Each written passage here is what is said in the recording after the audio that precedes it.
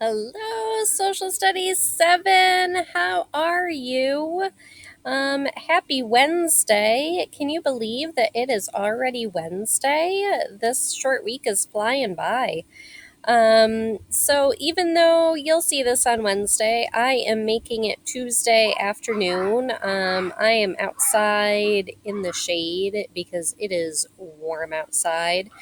The kids are playing with their inflatable water slide pool thing. So if you hear them or the fan, sorry.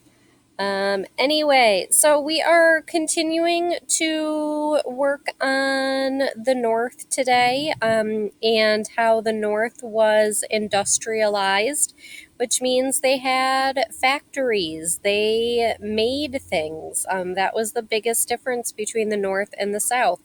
The North had industry and the South had plantations. They grew crops. So we are going to do the North lesson 2 reading, and then you will answer 8 Google form questions based on these 6 vocabulary words. So let's go ahead and get started. Mills change workers' lives. Samuel Slater had difficulty hiring enough people to work in his mills. Young male apprentices often left because they thought their work was boring. Slater began hiring entire families to move to Pawtucket. Slater constructed housing for the workers.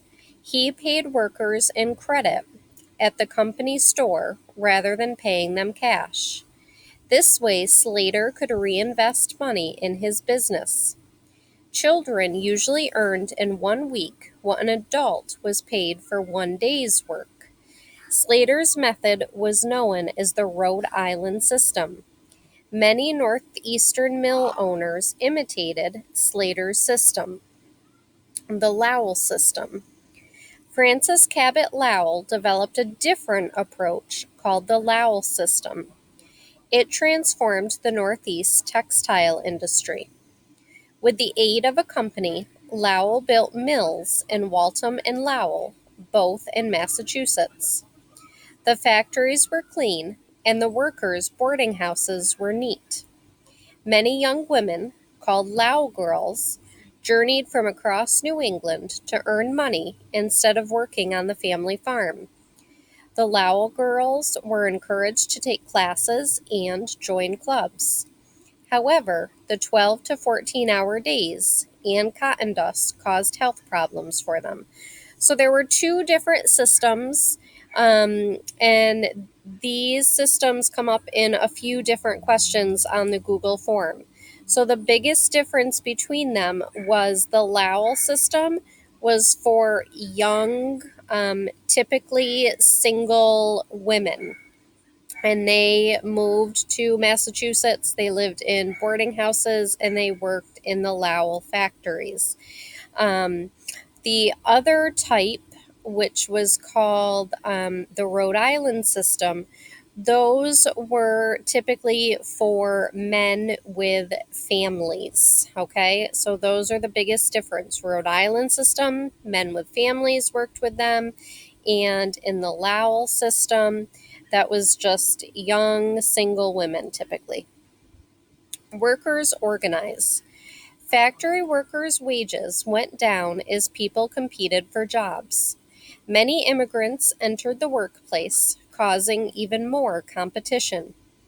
The Panic of 1837 led to unemployment for many. Skilled workers started trade unions for protection. Sometimes union members held strikes, but most strikes were not very successful. Sarah G. Bagley battled for the workers. She was the first woman to hold a high-ranking position in America's labor movement. In 1840, President Martin Van Buren had given a 10-hour workday to many federal employees. Bagley wanted the 10-hour workday for all workers. The unions won some legal victories.